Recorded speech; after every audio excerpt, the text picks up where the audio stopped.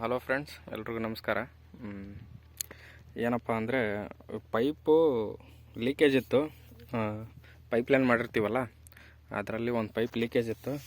ನೋಡಿ, ಈ ಥರ ತ್ಯಾವ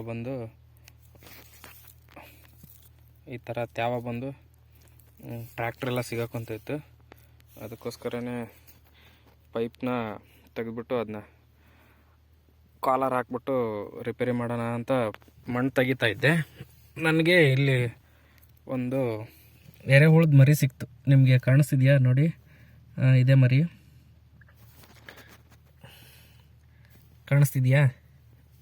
ತಗೊಂತೀನಿ ರೀ. ಎರೆಹುಳ ಭೂಮಿಯಿಂದ 10 ಅಡಿ ಒಳಕ್ಕೆ ಹೋಗುತ್ತೆ ಅಂತ ಕೇಳಿದ್ದೆ, ಬಟ್ ನೋಡಿರಲಿಲ್ಲ. ಇಲ್ಲಿದೆ.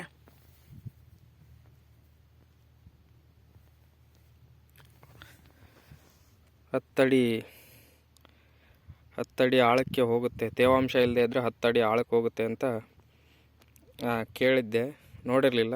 ನನಗೊಂದು ಎರಡೂವರೆ ಅಡಿ ಆಳ ತೆಗೆದಿದ್ದೀನಿ. ಒಳಗಡೆ ಒಂದು ಎರೆಹುಳದ ಮರಿ ಸಿಕ್ತು. ಅಂದರೆ ನಮ್ಮ ಭೂಮಿಲಿ ತೇವಾಂಶ ಇಲ್ಲ ಅಂದರೆ ಅದು ಆಳಕ್ಕೆ ಹೋಗ್ತಾ ಇರುತ್ತೆ.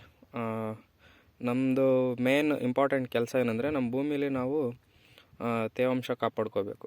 ತೇವಾಂಶ ಹೇಗಪ್ಪ ಕಾಪಾಡ್ಕೋಬೇಕು ಅಂದರೆ, ನಾವು ಪ್ರತಿ ವರ್ಷ ನಾವು ಬೆಳೆದ ಬೆಳೆಗಳನ್ನು, ನಾನು ಹಿಂದೆ ಒಂದು ವಿಡಿಯೋ ಮಾಡಿದ್ದೆ, ಬೆಳೆದ ಬೆಳೆಗಳನ್ನು ಅಲ್ಲೇ ಕಟ್ಟರ್ ಮಾಡಿ ಅಲ್ಲೇ ರೂಟ್ರ್ ಹೊಡಿಬೇಕು.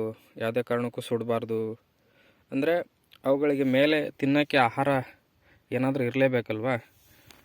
ನಾವು ಈಗ ನಮ್ಮ ಬೆಳೆ ಕಟಾವು ಆದಮೇಲೆ ನೆಕ್ಸ್ಟು ಅಗ್ರಿಕಲ್ಚರ್ ವೇಸ್ಟ್ ಅಂತ ಏನು ಅಂತೀವಲ್ಲ, ಅದೇ ಈ ತೊಗರಿ ಕಟ್ಟಿಗೆ, ಹತ್ತಿ ಕಟ್ಟಿಗೆ, ಕಬ್ಬಿನ ರೌದಿ, ಈ ಥರ ಏನು ಉಳಿಯುತ್ತೋ ಅಡಿಷ್ನಲ್ಲು, ಅದನ್ನ ನಾವು ಭೂಮಿಗೆ ಸೇರಿಸ್ಬೇಕು.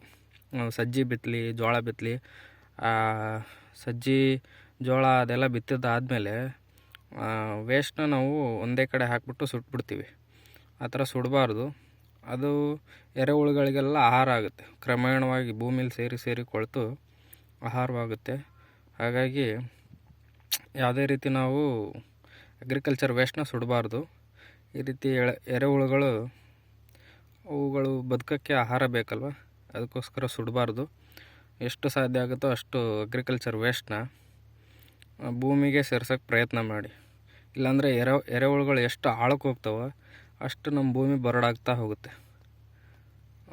Thank you.